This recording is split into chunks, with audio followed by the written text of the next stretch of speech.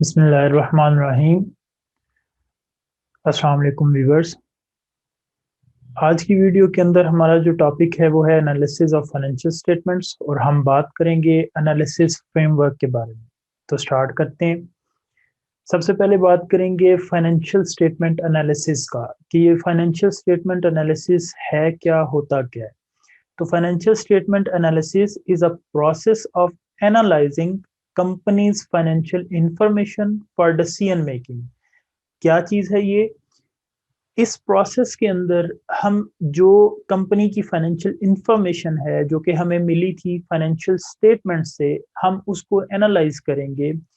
जिस भी पैरामीटर के ऊपर हमने डिसीजन लेना है, जिस भी पैरामीटर के रिलेटेड, जिस भी वेरिएबल के रिलेटेड हमने डिसीजन लेना है, हम उसके रिलेटेड मिलने वाली फाइनेंशियल इंफॉर्मेशन को एनालाइज करेंगे और हम उस एनालिसिस के बाद कोई ना कोई डिसीजन करेंगे। इस तमाम प्रोसेस को हम नाम देते हैं फाइनेंशियल स्टेटमेंट एनालिसिस का। अब ये financial statement analysis specially managers क्यों करते हैं और ये कैसे इसको हेल्प आउट करता है? ये ना सिर्फ मैनेजर्स बल्कि तमाम स्टेक होल्डर के लिए भी ये काफ़ी हेल्पफुल है। तो देखते हैं कि ये कैसे हेल्प करता है। फाइनेंशियल एनालिसिस के थ्रू जो सबसे पहली इंफॉर्मेशन हम इकट्ठी कर सकते हैं, जो सबसे पहली चीज़ हमें मिलती है वो है फंड रिक्वायरमेंट्स। एनालिसिस से हमें ये पता चलेगा कि कंपनी या बिजनेस को फंड्स की कितनी ज़रूरत है और जो ज़रूरत है वो कैसी है, क्या वो परमानेंट है या वो सीजनल है। तो फंड्स उसको परमानेंटली फंड्स रिक्वायर्ड हैं या सीजनल है। जैसे हमारा बिजनेस जो है वो कुछ बिजनेस ऐसे हैं जो सीजनल है। लाइक अगर गर्म कपड़ों का कोई बिजनेस है तो वो सर्दियों में ज़्यादा चलेगा, उसकी प्रोडक्शन सर्दियों में ज़्यादा होगी। सो प्रोडक्शन को बढ़ाने के लिए हमें उस सीजन के अंदर फंड्स की रिक्वायरमेंट भी ज़्यादा होगी। दूसरी बात जो है वो हमें एनालिसिस से ये बात पता चलेगा कि बिजनेस के ऑपरेशंस की वजह से बिजनेस के अंदर रिस्क की क्या सिचुएशन है, क्या बिजनेस रिस्की ज़्यादा है, क्या बिजनेस का रिस्क कम है। ये जो चीज़ है ये भी हमें एनालिसिस से पता चल सकती है। फिर अगली जो बात है वो है बिजनेस की फाइनेंशियल परफॉर्मेंस और प्रॉफिटेबिलिटी की, कि जो कंपनी है, जो बिज़नेस है, वो प्रॉफ़िटेबल है या नॉन प्रॉफ़िटेबल है? अगर प्रॉफ़िटेबल है तो क्या वो स्टेबल है या अनस्टेबल है?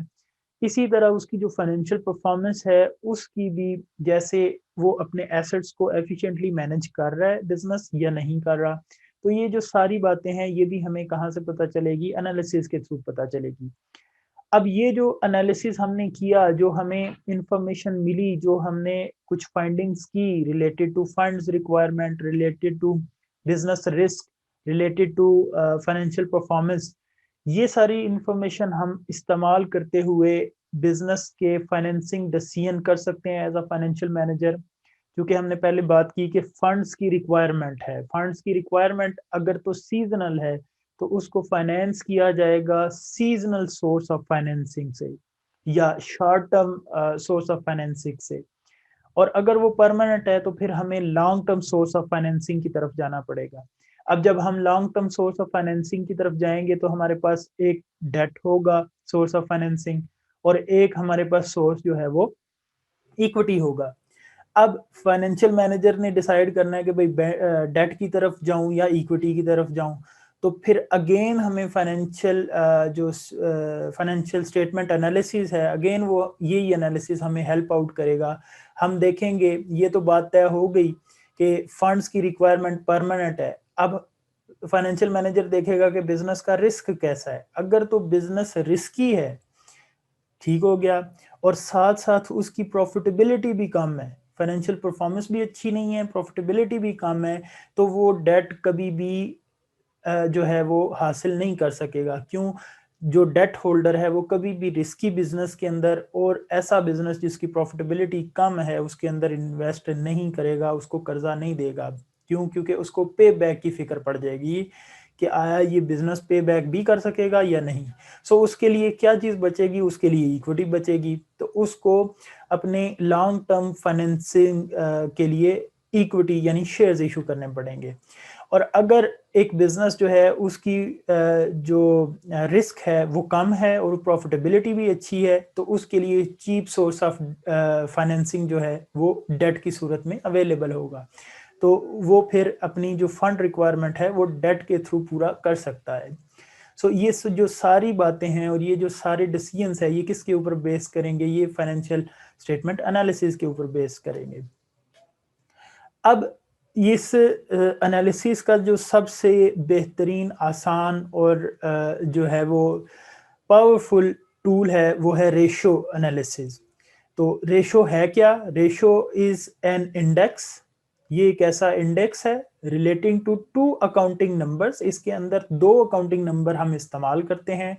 कोई से भी दो अकाउंटिंग नंबर हो सकते हैं, आगे चल के उसके बारे में हम बात करेंगे कि कौन कौन सी रेशो है और वो कौन कौन से अकाउंटिंग नंबर इस्तेमाल करती है। अब हम उनको क्या करेंगे, जस्ट हम सिंपली उनको डिवाइड करते हैं एक दूसरे के ऊपर और हमें एक फाइनल रिजल्ट, एक इंडेक्स मिल जाता है। और फिर हम उस इंडेक्स को यूज करके एनालिसिस के अंदर यूज करके डिफरेंट डिसीजंस कर लेते हैं।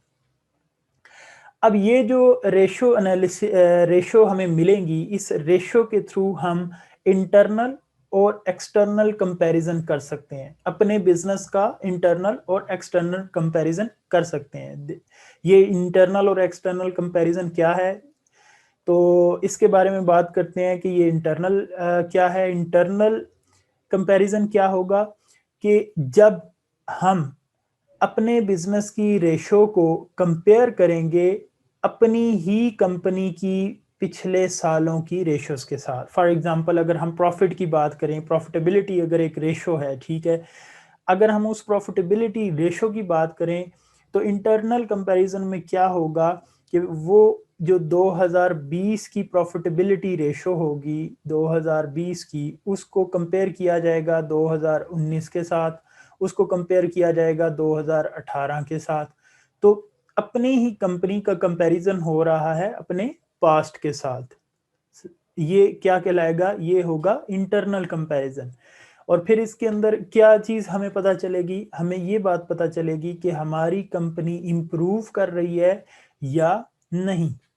अगर तो ये रेशो स्ट्रेंथन होती जा रही है तो फिर तो हमारी कंपनी इंप्रूव कर रही है। अगर नहीं हो रही तो हमारी कंपनी में कोई ग्रोथ नहीं हो रही, हमारी कंपनी में भी उधर ही खड़ी हो या में भी उससे भी नीचे आ गई हो।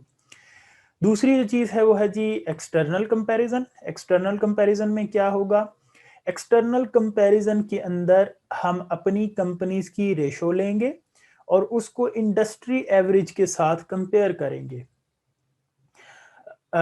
जो मार्केट के अंदर दूसरी फर्म्स हैं, जो हमारी एक इंडस्ट्री है, हम उसकी एवरेज रेशोज को अपने सामने एज अ बेंचमार्क रखेंगे और अपनी कंपनी की जो रेशोज होंगी उनको उन बेंचमार्क के साथ कंपेयर करेंगे और देखेंगे कि आया हमने वो बेंचमार्क अचीव कर लिया है या नहीं किया।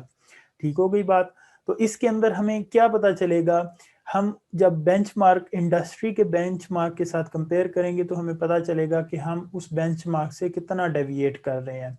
क्या हमने अभी तक वो अचीव नहीं कर लिया है या नहीं कर लिया। अगर नहीं किया तो उसके लिए कुछ ना कुछ करना पड़ेगा। और अगर हम उस बेंचमार्क से आगे निकल गए हैं तो क्या वो भी हमारे लिए फ्रूटफुल है या नहीं है। तो ये सारी बातें इसके अंदर देखी जाएगी। इसके अलावा एक्सटर्नल कंपैरिजन के अंदर हम पूरी की पूरी इंडस्ट्री के साथ कंपैरिजन करने की बजाय किसी एक कंपनी के साथ कंपैरिजन भी कर सकते हैं, लेकिन वो कंपनी कौन सी होगी, वो कोई दूसरी कंपनी होगी। और याद रहे कि ये सेम ईयर में हो रहा है, ऐसा नहीं है कि जैसे पिछले इंटरनल में हमने देखा कि 20 की रेशो कैलकुलेट की 19 के साथ कंपेयर किया। नो, यहाँ पे अगर हमारे कंपनी की 2020 की रेशो है तो वो इंडस्ट्री या किसी दूसरी कंपनी की उसी साल की रेशोस के साथ कंपेयर हो रही है। तो जो एक्सटर्नल कंपैरिजन है उसमें हम किसी एक कंपनी के साथ भी अपनी रेशो जो है वो कंपेयर कर सकते हैं। नॉर्मली ये कंपेटिटर्स के साथ की जाती है। तो इससे हमें क्या पता चलेगा, इससे हमें ये बात पता चलेगी कि हमारी कंपनी की रिलेटिव परफॉर्मेंस क्या है। अगर तो हमने अपने कंपेटिटर के साथ वो रेशियोज शेयर की कर रहे हैं हम, तो इससे हमें पता चलेगा कि हमारा कंपेटिटर कितना ऊपर जा रहा है और हम किधर खड़े हैं, हम उससे बेहतर हैं या वो हमसे बेहतर है। इस तरह के जितने भी कंपैरिजन है वो हम एक्सटर्नल कंपैरिजन के अंदर कर सकते हैं। तो ये थी हमारी आज की वीडियो। उम्मीद करता हूँ कि बहुत सी चीज़ें आपको सीखने को मिली होंगी। अगली वीडियो तक के लिए इजाज़त दीजिए। अल्लाह हाफ़िज़।